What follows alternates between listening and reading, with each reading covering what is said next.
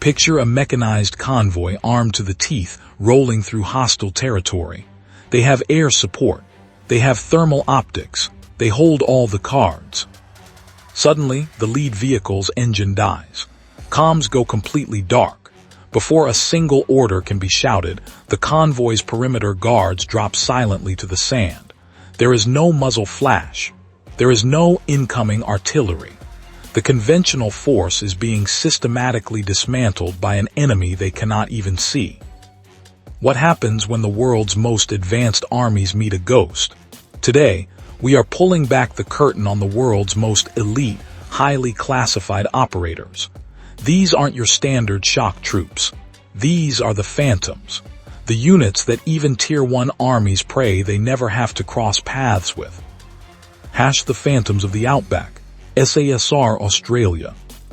When we talk about off-the-grid survival, the conversation starts and ends with the Australian Special Air Service Regiment, the SASR.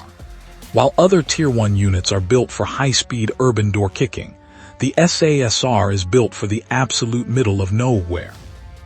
They have earned a terrifying, phantom reputation for their long-range reconnaissance capabilities. These operators can drop into a hostile environment, dig a spider hole, and observe enemy movements for weeks, completely undetected and without a single resupply. The SASR's technical edge isn't just in their rifles, it's in their extreme environment endurance. Their selection process, known as the Wandering, forces candidates to navigate the unforgiving Australian wilderness with a brutally heavy pack and zero rations. By the time an operator earns their sandy beret, their body is calibrated to process severe dehydration and starvation while still executing complex tactical maneuvers. If an army tries to hunt the SASR in the wild, they aren't just fighting soldiers. They're fighting apex predators who have weaponized the environment itself. But while the SASR rules the wilderness, the next unit operates in the shadows of the city, specializing in secrets rather than survival. The Deep State Architects, Sayeret Matkal, Israel. Enter Sayeret Matkal. This is the crown jewel of the Israeli Defense Forces.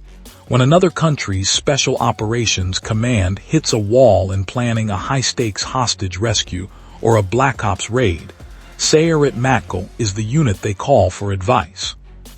They are heavily involved in deep state operations. They don't just clear rooms.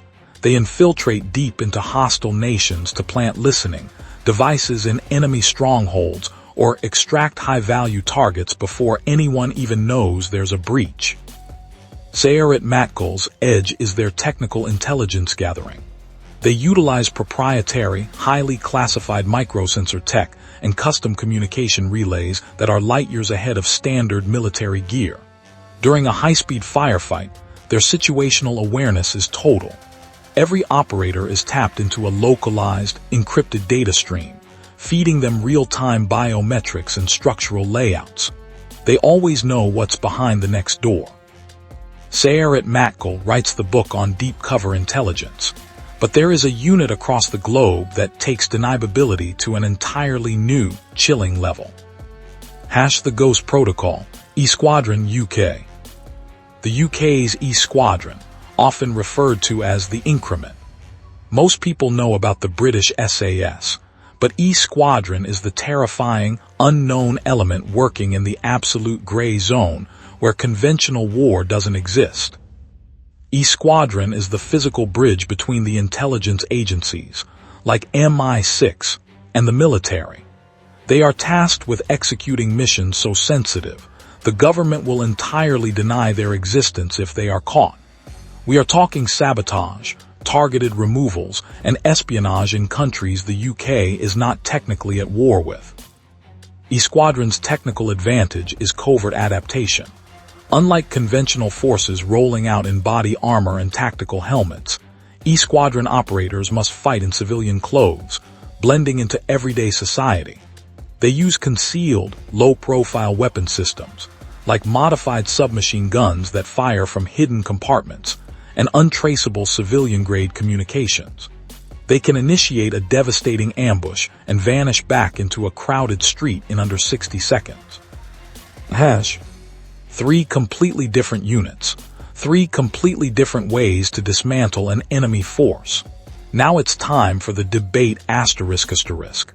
We know you guys love tearing into these tactical breakdowns in the comments, so let's hear it. Which of these units would you trust most in a no-fail mission? Drop your answers down below. These units rule the shadows, but in our next video, we're looking at the technology that makes them obsolete.